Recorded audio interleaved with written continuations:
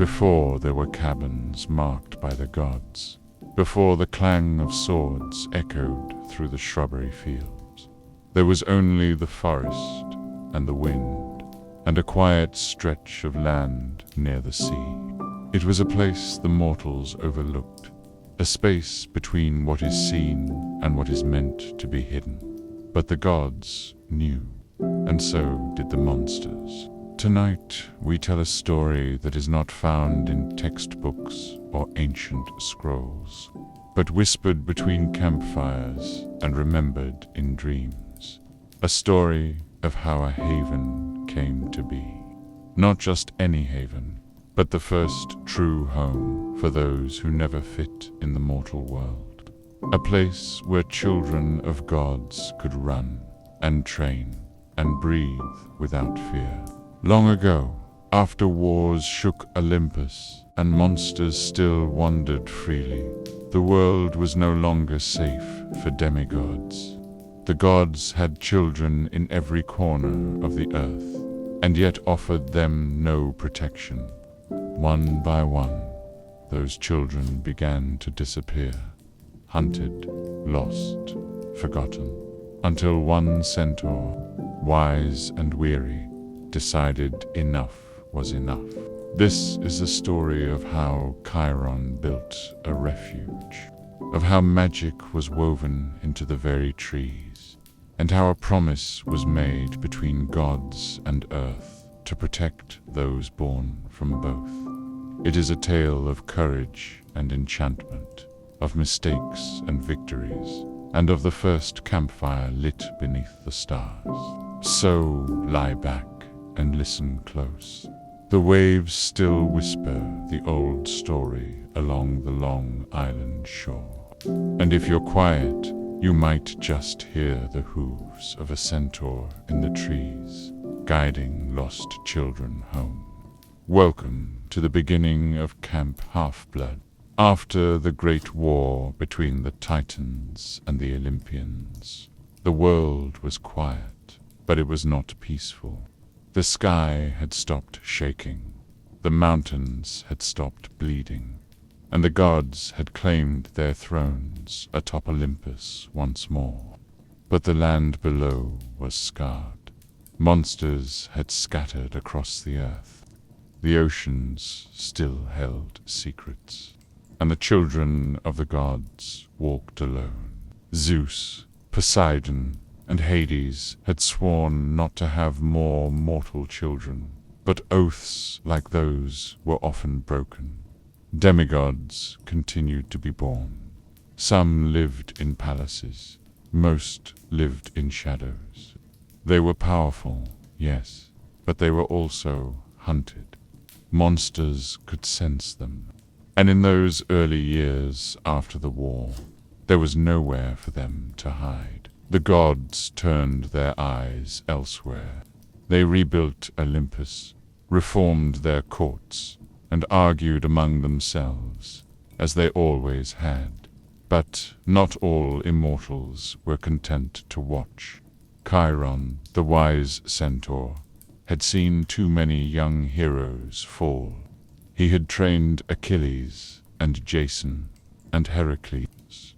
He had guided them through battles, taught them to think, to fight, to endure. But those were only a few. Too many others had never been given a chance. Chiron traveled across lands that were still settling after the war. He found demigods hiding in caves, hunted by wolves, or cast out by frightened mortal families. Some had gone mad from the pressure. Some barely knew who they were. He began to gather them, not for battle, but for safety.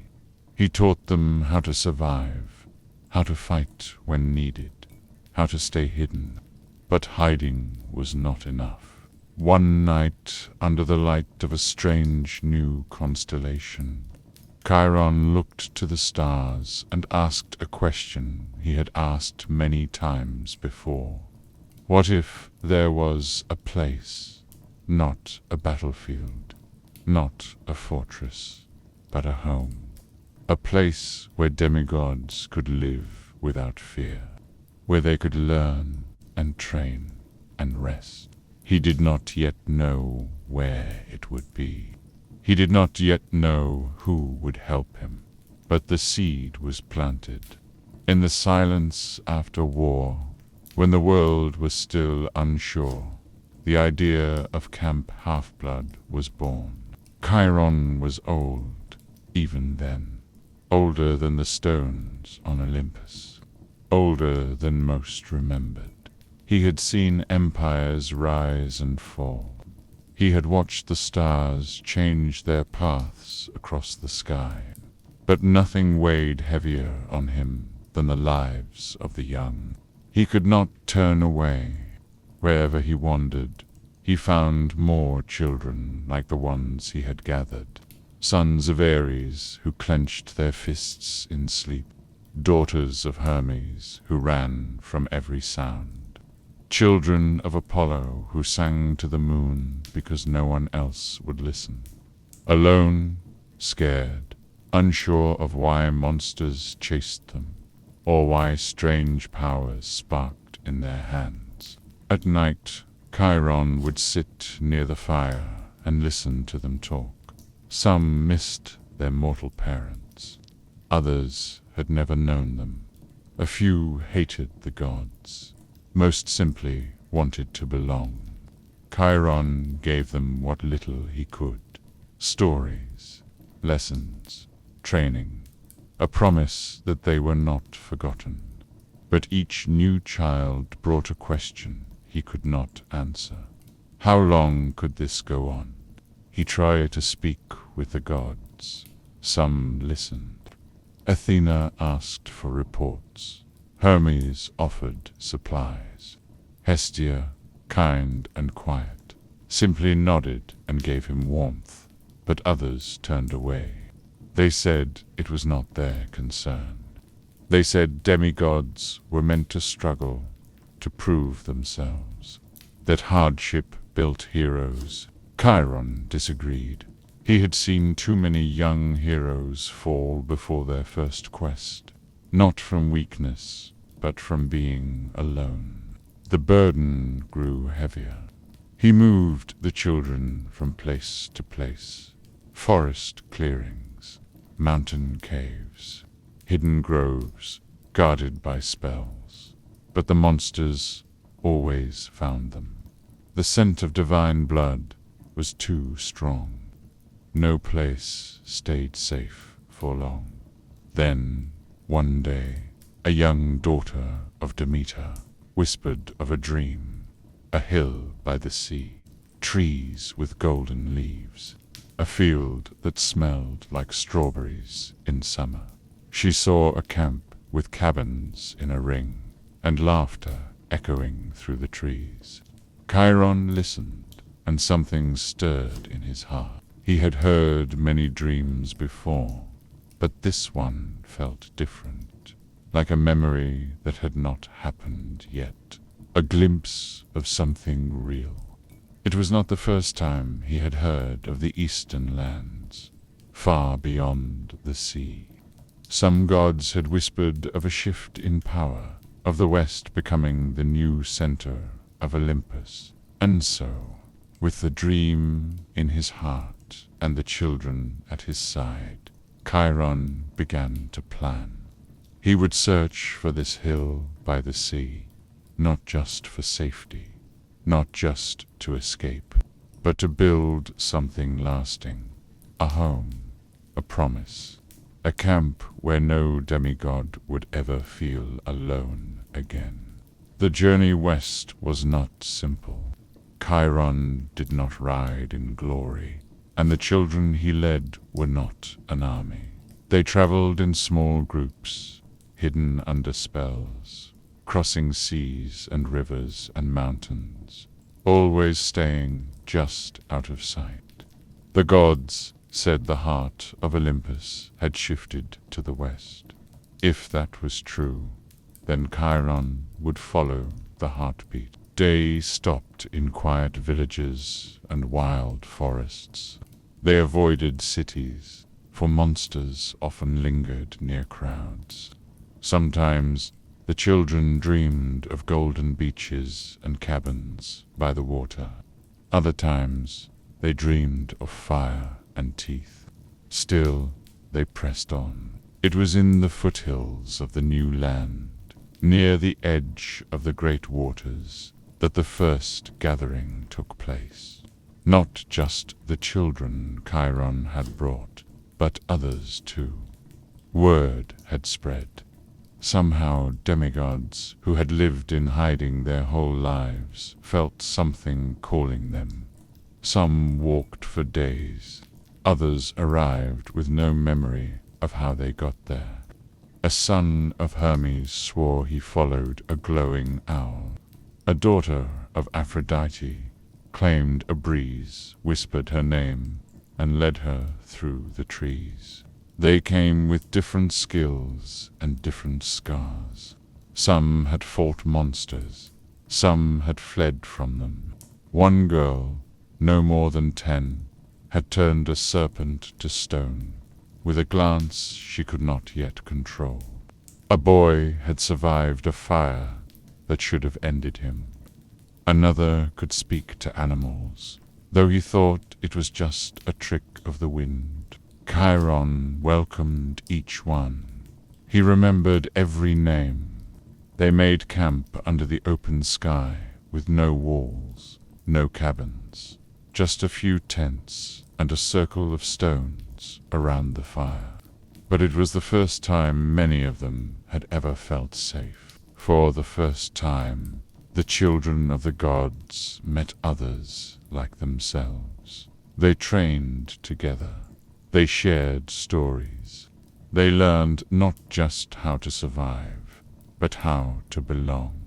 One night, a son of Apollo stood and sang a song in a language older than the sea. The fire flared with golden light, and the stars above them seemed to listen. Chiron watched in silence, and his eyes softened. This was not yet the camp he had imagined. There were no buildings, no boundaries, no fleece to guard the trees. But it was something just as powerful, a beginning. As the fire burned low, Chiron looked toward the east, where a hill met the edge of the water. He could almost see it now, a place built not just by gods, but by hope. The children were ready. The land was waiting. The hill waited, quiet and still. It rose above the shoreline, touched by wind and sun, with trees that had stood since the age of myths. Chiron had seen many places, but this one was different. The air shimmered faintly. The monsters stayed away. Even the mortals passed it by without a second glance, as if something ancient had already claimed it. It was here that the dream returned, not just to the daughter of Demeter, but to many of the demigods. They dreamed of cabins around a fire, of a pine tree that stood watch over a path, of laughter and swordplay and safety. Some woke with tears in their eyes, others with a strange calm in their hearts. The hill was not just a place, it was waiting for them. One night, as the stars spun silently above, Chiron stood at the edge of the shore. The waves were gentle, but the sky was heavy with meaning. That was when the oracle came. She was young, barely older than the children who had gathered. Her eyes were clouded with green mist, and her voice did not belong to her alone. She had not spoken a word before this moment, but now she rose, walked to the fire, and spoke. East of the west, where the gods' gaze lingers, a hill shall rise where children of power find shelter. There 12 shall guide, 1 shall betray, and the sea shall bring the healing. Guard it with gold, mark it with tree, and keep the flame until the end of days. Then she collapsed. The mist faded. Silence fell like snow. No one understood all of it, not yet, but they felt it. The truth in her words, the pull of fate. Chiron carried her to a quiet tent and let her rest. Then he gathered the others. They had wandered long enough. It was time to begin. With care and reverence, they climbed the hill. They cleared space beneath the trees. They marked a circle for the fire. And on the highest point, they found the lone pine tree from the dreams. No one had planted it. It had always been there. The gods said nothing, but the signs were clear. This place had been waiting for them. The prophecy had named it. The children had dreamed it. And now it would begin. They did not yet call it Camp Half-Blood. That name would come later. For now, it was simply home. The camp had taken shape, not in stone or walls, but in spirit. A fire burned each night at the hilltop. The demigods trained by day and slept without fear. But Chiron knew it was not enough. Monsters were patient. The gods were unpredictable. A single scent of divine blood could bring ruin. Be needed protection, not just weapons or watchtowers. They needed magic. Chiron left the camp one evening without a word. He walked through the forests and across the hills until he came to a clearing lit by moonlight. There, surrounded by shadows and silence, stood a figure cloaked in silver. Hecate, goddess of magic, crossroads, and the mist. She had been watching. She knew why he had come. Her voice was quiet, but it carried through the air like wind through leaves. "You want the land hidden," she said. "You want the monsters blind, the mortals unaware." Chiron bowed. "I want them safe." Hecate studied him, eyes like twin moons. "This place is strong, chosen, but it will not last without help. Magic leaves a cost." "Tie one," said. She raised her hand. The air thickened. The trees leaned in. With slow, deliberate steps, Hecate walked the edge of the camp. Wherever her feet touched, the ground shimmered. Words older than language whispered through the roots. The mist gathered like fog, and then disappeared from sight. By dawn, the forest looked the same, but it was different. The hill now flickered in mortal eyes. They saw only a strawberry farm, a harmless stretch of land. The monsters still sensed something, but they could not find the path. It twisted and turned, leading them away. The children noticed it first. How strangers passed nearby without looking. How sounds from the outside world seemed far away. How the wind sometimes whispered names in voices not their own. Hecate returned to the fire once, days later, and placed a hand on the pine tree. "You must protect it," she said. "This land is woven now, but it will need anchors, guardians, rituals. If the faith fades, so will the veil." Then she was gone. Chiron never told the children all that had passed, but he reminded them each day to train, to care for the land, to keep the fire burning. For they were not just campers, they were part of the spell. And so the hill remained hidden, safe, alive, watched by the mist, and by the promise of a goddess who understood what it meant to live between two worlds. Though the camp was hidden, the land had not yet accepted them. Ancient places remember ancient things, and this hill, though chosen, still held echoes of what came before. The earth does not forget, so east in the woods, beyond the firelight, something stirred. Old creatures, bound to the soil long before the gods had shaped Olympus, awoke. They were not monsters in the usual sense. They did not track by scent or roar into the night. These were guardians, spirits, beasts of root and stone. They had slumbered beneath the trees, waiting for the right to be earned. At first, it was only whispers, dreams that left the campers cold, the sudden stillness of birds, footprints where no one had walked. Then, one morning, the training fields were torn up, as if by claws too large for any known creature. A circle of stones, carefully placed the night before, was shattered. Chiron said nothing at first.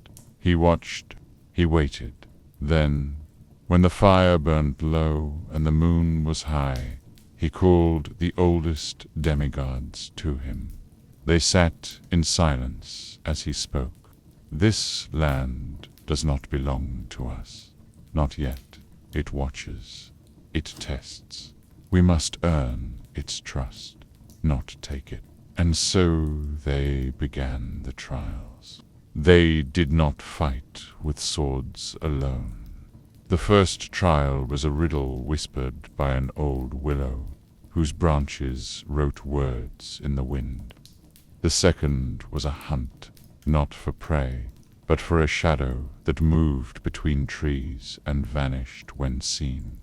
The third was a path that disappeared unless the traveler walked with no fear. Each demigod faced something different. A child of Hephaestus had to build a forge from nothing but stone and ash. A daughter of Athena solved a puzzle in the roots of a tree, unlocking a gate no one else could see. A son of Ares was forced to lower his sword and offer peace to a creature that mirrored his anger. Days passed, then weeks. The land grew quieter, and finally, one night, the pine tree bloomed. No one had ever seen it bloom before. Golden light glowed from the tips of its branches. The grass beneath it softened. The fire burned steadier.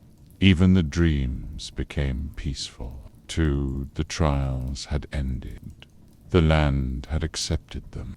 Chiron stood at the edge of the camp and looked into the forest. He knew the danger would return. Monsters would find their way. The gods would meddle again. But for now, they had earned a moment of peace. Not by force, not by conquest, but by listening and trying and standing side by side. The camp was still young, but it had roots now, real ones. The fire still burned at the center of camp, but now there were more voices around it. The children of the gods had grown stronger. Their training had purpose. Their dreams were calmer. The hill was no longer just a place to rest. It was a place to build. The first cabin was simple. Just 4 walls of smooth wood and a roof thatched with golden leaves. It stood near the pine tree, strong and still. It was built for Zeus, king of the gods, though he had not asked for it. The demigods said it felt right, and Chiron did not disagree. Then came the others. Poseidon's cabin rose next, shaped with driftwood and coral, and the scent of salt always lingered near its door. Hera's cabin stood tall and quiet, with perfect symmetry and vines growing along its sides. Demeter's cabin grew from the ground itself, its walls lined with living wheat. Each god had their place. Apollo's cabin gleamed with sunlight even at night. Ares' cabin had weapons hanging above the door. Athena's cabin held books and blueprints, while Hermes' cabin always seemed to have one more bed than it needed. Hephaestus, Artemis, Dionysus, Hades, even those who seldom claimed their children had cabins now. Some stood empty for years, others filled quickly. The children helped build them all, not with magic, but with hands and effort. They chopped wood, shaped stone, carried supplies. Every beam, every nail, every door was touched by someone who would later sleep inside. They painted symbols above the doors: olive branches, flames, sunbursts, waves. It was hard work, but it was good work. And when they were done, they stood back and saw a ring of cabins around the fire, just like the dream, each one different, each one waiting to welcome the next child who arrived at the edge of the forest. Scared and alone, Chiron watched it all with quiet pride. He saw how the cabins gave shape to their small world, how they gave the campers more than shelter. They gave them identity, belonging. At night, when the stars came out, the campers would sit between the cabins, telling stories and roasting food over the flames. Some shared songs from their mortal lives. Others spoke of the first time they had used their powers. No one was mocked. No one was left out. The camp was no longer just an idea. It had become real.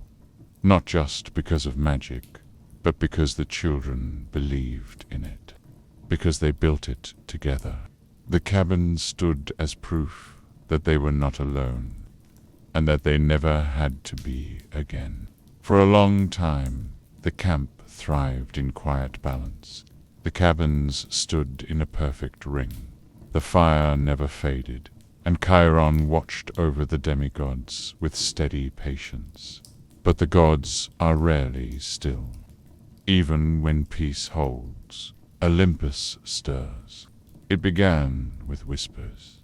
The gods had noticed the camp. They had always known of it, but now they watched more closely. Some were pleased, others were uneasy. They did not often agree, but they all agreed on one thing.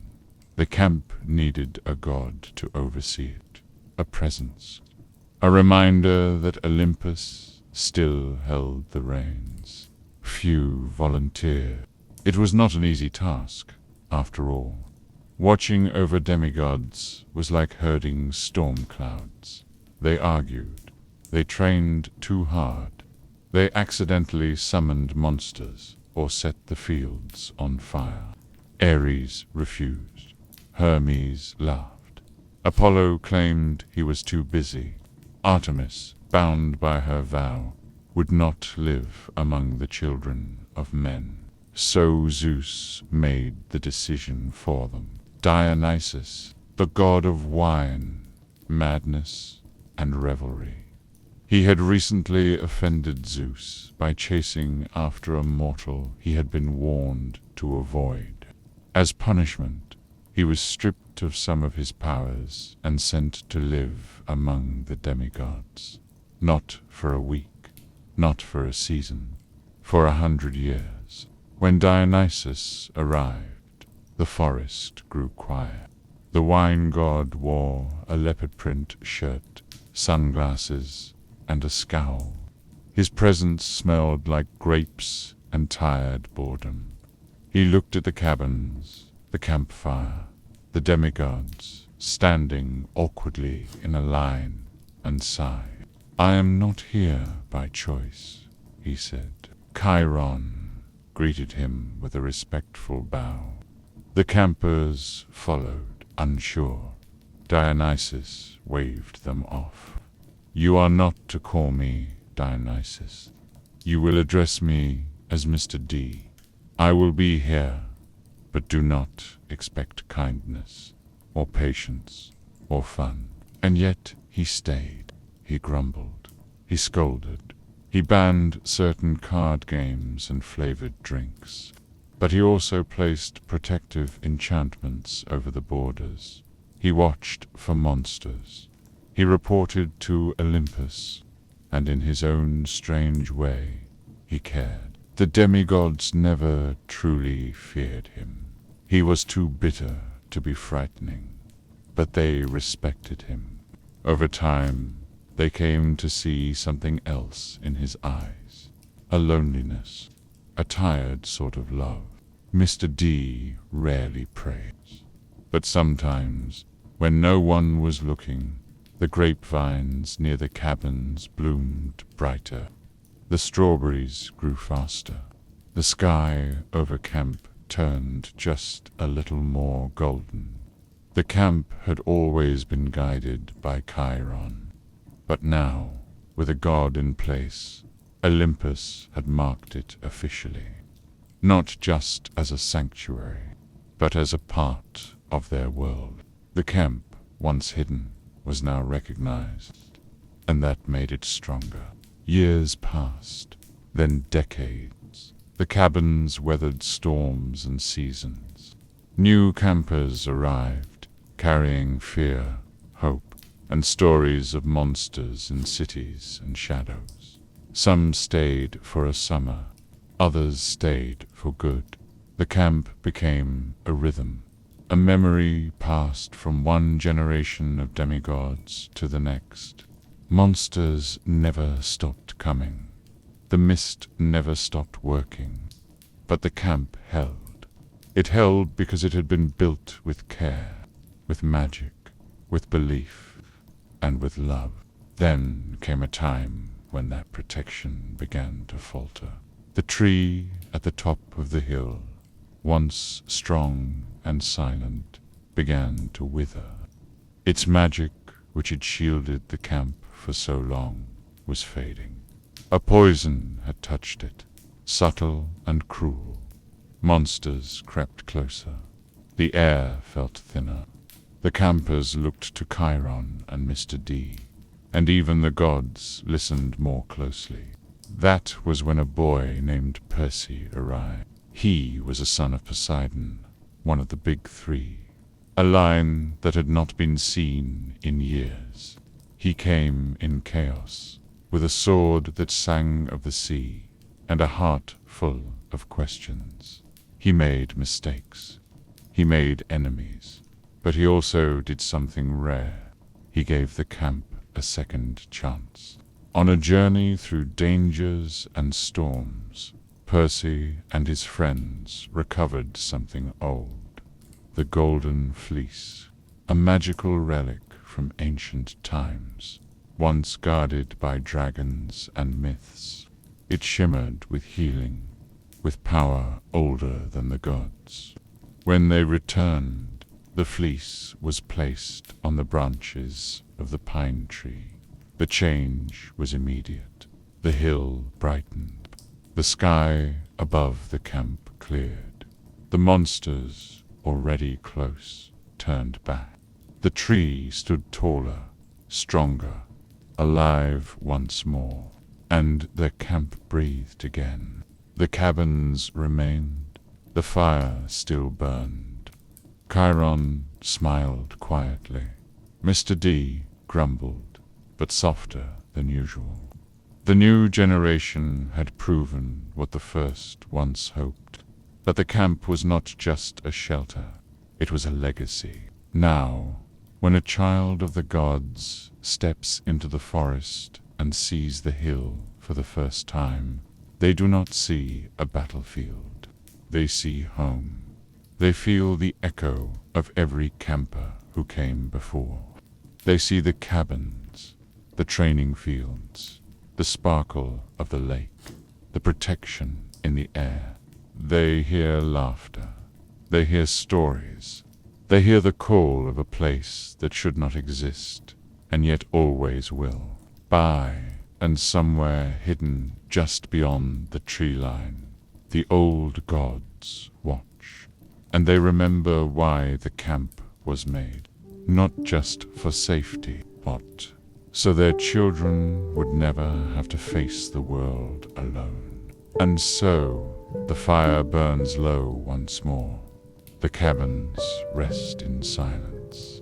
The trees sway gently above the hill, and the golden fleece glows softly in the branches, guarding the camp as it always has. You have heard the story of how Camp Half-Blood began. A story of war and wisdom, of wandering and hope. A story built not by gods alone, but by the hands of those who chose to believe in something better. Chiron still walks the grounds, watching with steady eyes. Mr. D still grumbles from his porch. And each summer, the camp welcomes a new set of footsteps, a new laugh around the fire, a new child finding their place in a world that often forgets them. But here they are remembered. Thank you for listening, wherever you are. Whether you are a child of the gods or simply someone who loves a good story. I hope this tale brought you a little peace, a little wonder, and maybe even a dream worth chasing. Until next time, may your path be safe, your mind be still, and your nights be filled with quiet magic. Good night.